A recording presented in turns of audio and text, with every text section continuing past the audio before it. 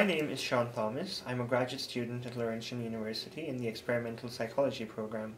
I'm currently doing my degree under the supervision of Dr. Joel Dickinson, and I did my undergrad degree over here at Laurentian in biochemistry as well as psychology, and it was a fun experience. My research at Laurentian University is focusing at action verb processing.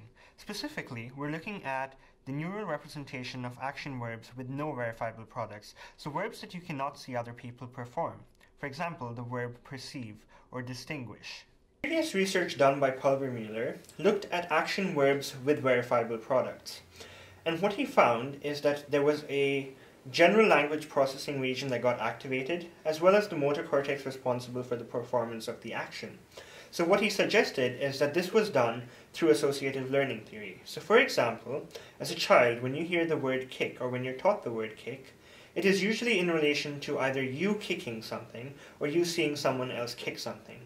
So basically, just hearing the word kick activates the general language processing region, and because it's being constantly paired with this actual performance of the action of kicking, you have the motor cortex region that gets activated as well. So through Hebbian learning, basically, neurons that fire together wire together. So in the end, as an adult, just semantically processing the verb kick automatically activates both regions of the brain. So in our research, we're looking to see if this similar kind of characterization pattern exists for verbs with no verifiable products. Because if you cannot observe the action in someone else, do you still get the same kind of pattern or not? And that is what we're looking at. Brain imaging techniques are a relatively new thing. Up until the late 1960s, when computers came out, the software that existed to look at brain activity was actually quite bad. And in fact, we were only able to tell or pick up very, very uncharacteristic waves of activity that really no one could gauge at exactly what it meant. But since the 1960s, once the computers came out, we came up with so much of sophisticated software that enables us to look at very specific details of exactly what is being activated in terms of brain activity. So nowadays, with very good precision, we're able to tell which part of the brain is activated in response to very specific types of stimuli. We're also able to tell if there are differences between two different types of stimuli, and this is all accomplishable merely because of the boom in computer research. The human brain consists of several different parts which we have demarcated based on their function. Frontal lobe. This is the part that most of us use to make our decisions. The occipital lobe.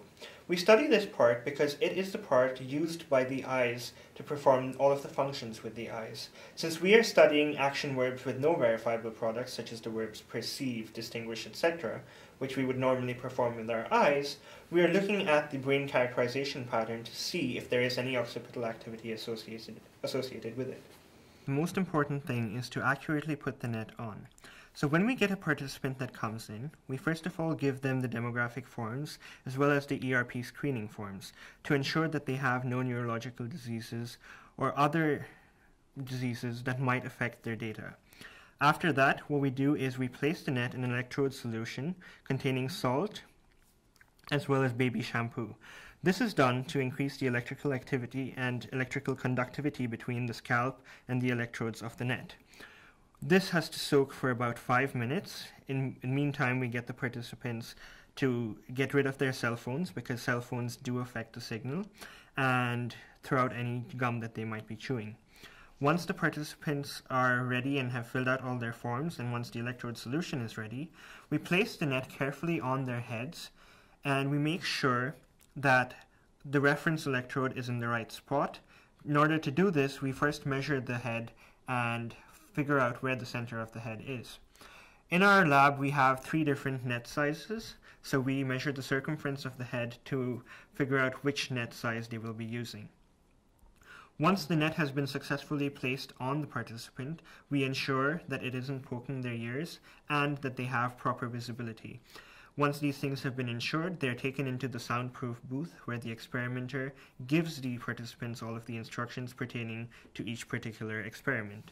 Once that is done, they do the experiment, and after it's over, we just come out, take off the net, thank them for their participation, usually give them their bonus marks, which is what they usually come for, and ask them if they have any questions. If they do, we answer them for them.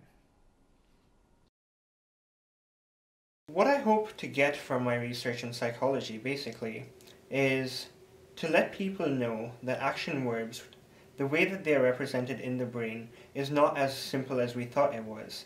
There is a much more complex neural representation pattern involved, and knowing about that pattern will hopefully help psycholinguists or people who are working with speech pathologies, for example, and help them be able to analyze when people have issues, being able to recognize those kind of verbs.